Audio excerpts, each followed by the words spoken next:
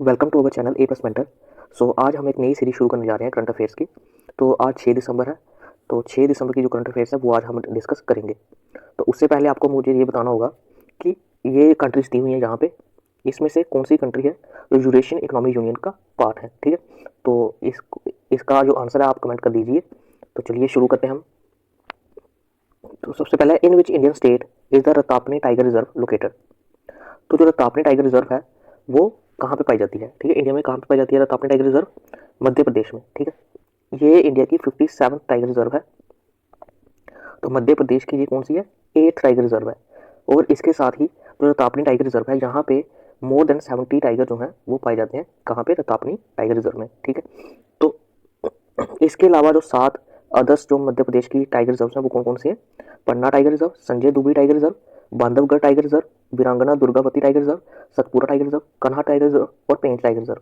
तो ये आपकी 7 जो टाइगर रिजर्व हैं जो कहाँ पे पाई जाती है? मध्य प्रदेश में। ठीक है, तो जैसे कि हम जानते हैं कि इंडियन गवर्नमेंट के द्वारा टाइगर कंजर्वेशन के लिए प्रोजेक्ट टाइगर चलाया गया था। तो आपको ये बताना है कि ये प्रोजेक्ट टाइगर कब चलाया गया था, और इसके लिए अभी जो है नेशनल टाइगर कंजर्वेशन अथॉरिटी बनाई गई है।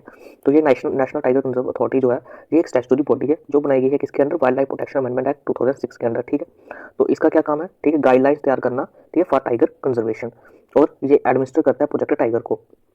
तो नेशनल टाइगर कंजर्वेशन अथॉरिटी के जो चेयरमैन है वो कौन होते हैं? Minister for environment and forest जो है इसके क्या होते हैं? चेयरमैन। ठीक है, तो अगर आपने बाउंड्री में टाइगर रिजर्व की जो बाउंड्री है उसको अगर आपने अल्ट्रेशन करनी है, उसमें कोई चेंज लानी है, तो आप किसकी रिकमेंडेशन पे चेंज ला सकते हो? नेशनल टाइगर कंजर्वेशन अथॉरिटी की आपको रिकमेंडेशन चाहिए और अप्रूवल चाहिए national board of wild life का। ठीक है, तो तभी आप क्या कर सकते हो? टाइगर रिजर्व की बाउंड्री को, ठीक है, चेंज कर सकते हो। तो अगर आप किसी स्टेट गवर्नमेंट ने अगर डी नोटिफाई करनी है कोई टाइगर रिजर्व, तो उसके लिए भी आपको अप्रूवल चाहिए होगा। किसके लिए? किसका?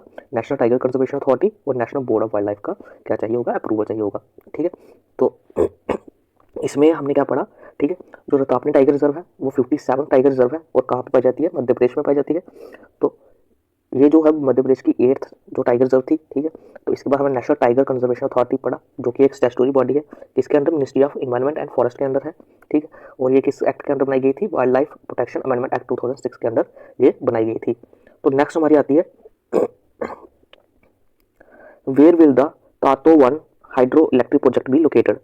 तो जो तातो वन हाइड्रो इलेक्ट्रिक प्रोजेक्ट है वो कहाँ पे है? ठीक है, तो वो कहाँ पे है? हमारा अरुणाचल प्रदेश में। ठीक है, तो अरुणाचल प्रदेश जो कि इस हाइड्रो इलेक्ट्रिक पावर प्रोजेक्ट को बना रहा है। तो हाइड्रो इलेक्ट्रिक पावर प्रोजेक्ट जो है ये यहाँ पे 1750 करोड़ की जो है इन्वेस्टमेंट जो है वो की जाएगी इस प्रोजेक्ट को बनाने के लिए। ठीक है, तो अरुणाचल प्रदेश के शी जोमी डिस्ट्रिक्ट में ये बनाया जा रहा है। ठीक है, तो ये इसकी जो कैपेसिटी होगी वो कितनी होगी? 186 मेगावाट, जो प्रोड्यूस करेगा 802 मिलियन यूनिट ऑफ एनर्जी। ठीक है, तो चलिए अब हम क्या पढ़ लेते हैं? अरुणाचल प्रदेश के रिलेटेड जो है कुछ स्कीम्स और उसकी स्ट्रैटेजी के बारे में पढ़ लेते हैं। तो सबसे पहले इसकी जो अरुणाचल प्रदेश की फॉर्मेशन हुई थी वो कब हुई थी? 20 फरवरी 1987 को।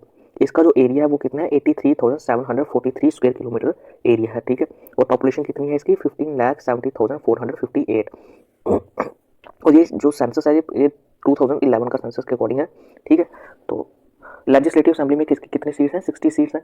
लोकसभा में 1 सीट और राज्यसभा में 2 सीट्स हैं। ठीक है, नंबर ऑफ डिस्ट्रिक्ट्स कितनी है? 22।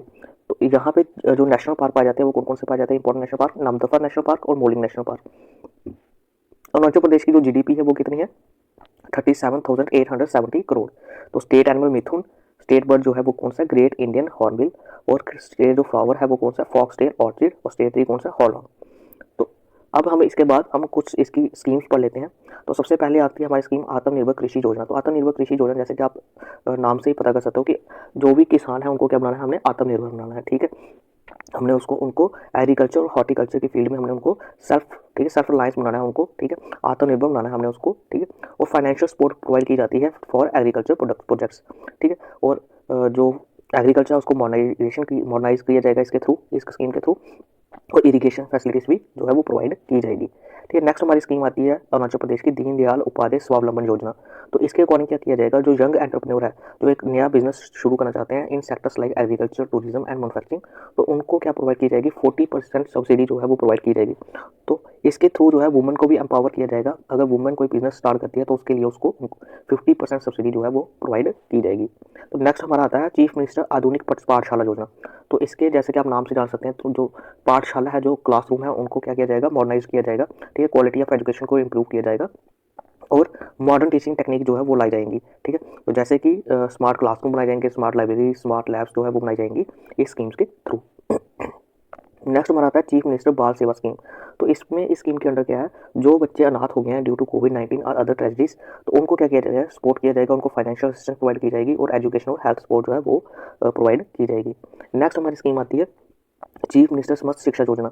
तो इसके अंडर क्या किया जाएगा, जो स्टूडेंट है, जो अंडर प्रिविलेज स्टूडेंट हैं, उनको प्रोवाइड किया जाएगा क्या, स्कॉलरशिप प्रोवाइड की जाएगी और इंसेंटिव जो है वो प्रोवाइड किए जाएंगे। ठीक है, तो नेक्स्ट हमारी स्कीम आती है सरकार आपके द्वार। ठीक है, तो इसका क्या काम है, इसका काम है deliver governance service to rural and remote areas. तो गवर्नमेंट सर्विस जो है वो प्रोवाइड की जाएगी रूरल रिमोट एरिया के में। ठीक है, जो गवर्नमेंट डिपार्टमेंट है वो विजिट करेंगे विलेजेस, ठीक है, to provide on the spot services. ठीक है, तो इससे क्या होगा, it reduces the need for citizen to travel to district headquarter. तो जो लोग डिस्ट्रिक्ट हेडक्वार्टर अपना काम लेके जाते थे, करवाने के लिए जाते थे, तो वो उसकी जो उनकी जो नीड है, इस नीड को वो रिड्यूस कर दिया जाएगा। ठीक है, क्योंकि गवर्नमेंट डिपार्टमेंट जो है वो खुद ही आपके घर पे आ जाएगा। ठीक है, तो नेक्स्ट हमारे क्या आती है, कौन सी स्कीम आती है, चीफ मिनिस्टर पर्यटन विकास योजना।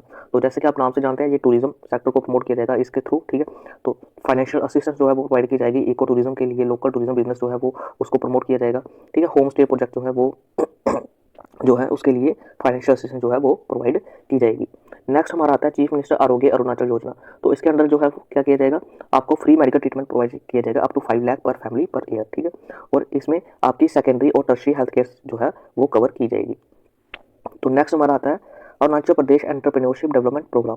तो इसके अकॉर्डिंग क्या किया जाएगा, जो यंग एंटरप्रेन्योर हैं उनको जो है एम्पावर किया जाएगा, उनकी स्किल डेवलपमेंट की जाएगी और उनके स्टार्टअप्स को, ठीक है, फंडिंग और मेंटरिंग जो है वो प्रोवाइड की जाएगी इस स्कीम के अंडर। नेक्स्ट हमारी स्कीम आती है golden jubilee border village illumination programme. तो इसके अंडर क्या किया जाएगा, जो रिमोट बॉर्डर विलेजेस है वहाँ पे इलेक्ट्रिसिटी जो है वो प्रोवाइड की जाएगी। तो ये सब हमारी स्कीम्स थी अरुणाचल प्रदेश के रिलेटेड। तो आपको सीधा क्वेश्चन आ सकता है, आपको 6 स्कीम दी होगी और आपको उसके सामने स्टेट दी जा सकती है कि ये स्कीम्स जो है वो किस स्टेट से बिलोंग करती है, तो आपको पता होना चाहिए। तो यहाँ पे हमने 10 स्कीम्स जो है वो डिस्कस की है। तो चलिए शुरू करते हैं हम अब नेक्स्ट करंट अफेयर। तो which domain does the recently launched E map portal focus on. तो जो ई मैप पोर्टल जो है वो किस डोमेन पे फोकस करता है, ठीक है, digital education, public health, renewable energy और ट्रेड एंड कंज्यूमर प्रोटेक्शन। तो ये फोकस करता है ई मैप पोर्टल किस पे, ट्रेड एंड कंज्यूमर प्रोटेक्शन। तो कंज्यूमर जो है उनके साथ कोई धोखाधड़ी ना हो उसके लिए क्या लॉन्च किया गया है, ई मैप पोर्टल लॉन्च किया गया है। तो और इसलिए किसके लिए, कुछ लोग जो है वो लाइसेंस लेना चाहते हैं, ठीक है, जब ट्रेड और ठीक है ट्रेड करना चाहते हैं तो उसके लिए लाइसेंस रजिस्ट्रेशन जो है वो ऑनलाइन इस पोर्टल पर प्रोवाइड किया जाएगा। ठीक है, तो ये मोस्टली किसके लिए बनाया गया है, कंज्यूमर रिड्रेसल मैकेनिज्म जो है, ठीक है, वो भी इस पोर्टल के ऊपर जो है आपको प्रोवाइड किया जाएगा। ठीक है, तो कौन सा डोमेन लॉन्च किया गया है, किस डोमेन पे फोकस किया गया है ई मैप पोर्टल के द्वारा, ट्रेड एंड कंज्यूमर प्रोटेक्शन के ऊपर। ठीक है, और ये जो ई मैप पोर्टल है वो लॉन्च किया गया है डिपार्टमेंट ऑफ कंज्यूमर अफेयर के द्वारा। ठीक है, और ये फोकस करेगा ट्रेड एंड कंज्यूमर प्रोटेक्शन पर। ठीक है, सो नेक्स्ट हमारी न्यूज़ है which country open it's atmospheric monitoring station in Antarctica. तो ऐसी कौन सी कंट्री है जिसने अपना पहला एटमॉस्फेरिक मॉनिटरिंग स्टेशन जो है अंटार्कटिका में खोला है, तो वो कौन सी कंट्री है, चाइना। ठीक है, तो आप चाइना जो है वो पहली कंट्री बन चुका है। ठीक है, उसने कहाँ पे ये खोला है, अंटार्कटिका के लार्समन हिल में जो है, ठीक है, वहाँ पे जो है ये स्टेशन को खोला है। तो इसके साथ आप बता सकते हो कि इंडिया के कौन कौन से जो है पोलर स्टेशन जो है वो अंटार्कटिका में पाए जाते हैं, वो कौन कौन से। ठीक है, सबसे पहला था दक्षिण गंगोत्री जो कि 1985 में बनाया गया था। उसके बाद भारती और मैत्री जो कि अभी जो है ऑपरेशनल रिसर्च स्टेशन है। और जो दक्षिण गंगोत्री है वो आजकल, ठीक है, एज ए ट्रांजिट कैंप जो है वो यूज़ किया जाता है फॉर सप्लाइंग गुड्स। ठीक है, नेक्स्ट हमारी आती है आप ये देख सकते हो, अंटार्कटिका का मैप देख सकते हो यहाँ पे। ठीक है, तो यहाँ पे आपको याद रखना है एक विंसन मैसिव और एक माउंट एरेबस। ठीक है, और ये किस लिए फेमस है, ये आपको कमेंट पे इस वीडियो के नीचे जो है कमेंट करना है। ठीक है, नेक्स्ट हमारी न्यूज़ आती है which country recently experience a declaration and swift reversal of martial law by its president. तो कौन सी कंट्री है जिसके प्रेसिडेंट ने मार्शल लॉ इंपोज किया था और उसकी कोई 5-6 घंटे के बाद उसको क्या कर दिया, उसने रिवोक कर दिया। तो ये कौन सी कंट्री है, साउथ कोरिया। ठीक है, तो साउथ कोरिया के जो प्रेसिडेंट है, ठीक है, अब साउथ कोरिया के जो प्रेसिडेंट है वो इंपॉर्टेंट हो जाते हैं। ठीक है, उनका नाम क्या है, यून सुक योल। ठीक है, ये उनका नाम है। तो इनके अकॉर्डिंग क्या था, इन्होंने मार्शल लॉ इंपोज इसलिए किया, इन्होंने जो रीजन दिया वो क्या दिया कि एंटी स्टेट बिहेवियर और प्रो नॉर्थ सिंपैथेसिस को रोकने के लिए इन्होंने क्या किया था, मार्शल लॉ इंपोज किया था। ठीक है, लेकिन जो रियल में जो क्या था, इनकी पार्टी के पास जो सीट्स थी, ठीक है, पार्लियामेंट्री सीट्स थी वो कम थी और ये कोई भी लॉ जो थे वो अपनी मर्जी से पास नहीं कर पा रहे थे। जो अपोजिशन है वो हर कोई लॉ को रोक लेता था, उनकी सीट्स जो थी वो ज़्यादा थी, उसकी वजह से जो पार्टी थी, इनकी पार्टी थी वो काम नहीं कर पा रही थी, इसलिए इन्होंने क्या किया था, मार्शल लॉ जो था वो इंपोज कर दिया था। ठीक है, तो अब जैसे कि हम जानते हैं कि नॉर्थ कोरिया और साउथ कोरिया में कौन जो लाइन डिवाइड करती है वो कौन सी लाइन डिवाइड करती है, 38th पैरेलल लाइन, ठीक है। तो 38th पैरेलल लाइन क्यों बोला जाता है, क्योंकि 38 डिग्री नॉर्थ लैटिट्यूड से दी जाती है, तो इसलिए इसको क्या बोला जाता है, 38th पैरेलल लाइन, ठीक है। तो आप जैसा कि जान सकते हो कि जो इंडिया डेमोक्रेटिक इंडेक्स में जो इंडिया को बताया गया 41 रैंक बताया गया, ठीक है। और इंडिया को कौन सी डेमोक्रेसी बताया जाता था, फ्लॉड डेमोक्रेसी बताया जाता था, जबकि जो साउथ कोरिया था उसको इंडिया से बहुत ज़्यादा ऊपर बताया जाता था और उसकी रैंकिंग बताई गई है 22, जो कि इसको फुल डेमोक्रेसी बताया जाता था। तो ये आप देख सकते हो इसके डेमोक्रेसी वाले काम, ठीक है। तो चलिए ये जो है जो वेस्टर्न, ठीक है, जो वेस्टर्न पब्लिशर्स होते हैं वो अपनी अपनी जो है रैंकिंग दे देते हैं, ठीक है, अपनी मर्जी से।